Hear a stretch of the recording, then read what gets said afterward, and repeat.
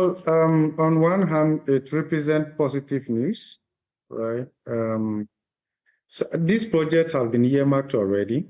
The budget lines and all of that. My concern is the issue of price development and whether the original budget will be able to deliver the same project given inflation and all of that. But I think to the extent that these are ongoing projects that stalled, we all look forward to their completion. So there shouldn't be so much of a big issue there. But so I'm looking at the data back to 2016. Yeah.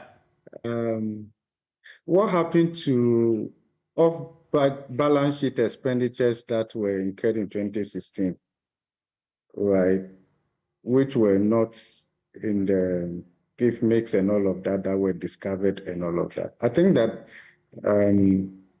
not as large as it was reported and all of that, but I think generally, if you look at the macro data in 2016, you could see that part of the progress that had been made in the first year of implementation, the 2016 election year had effect, right, in terms of the program target and all of that. And it was also because of the election year. So yes, it's election year. So you're saying that in 2016, we still found traces of indiscipline that then became reasons for our inability to meet the targets post-elections? No. It wasn't as large as the other years without IMF program.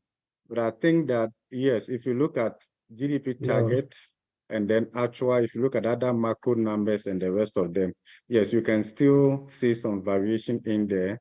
And then the rate of fiscal consolidation progress, you can also see slight variation in there. But of course, the IMF being in town also played a role. We can associate that also. But I think broadly, what we should be looking at is whether we have been able to build sufficient fiscal anchors that we can rely on, because we cannot continue to outsource all of this to IMF. We are a sovereign nation and all of that. But I think that those are the things that we need to pay particular attention to.